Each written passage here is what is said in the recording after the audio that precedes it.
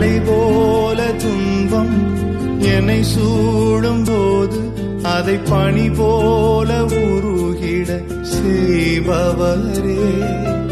மலை போல துன்பம் என்னை சூடும் போது அதை பனி போல உருகிட செய்பவரே. கண்மணி போல் என்னை காப்பவரே.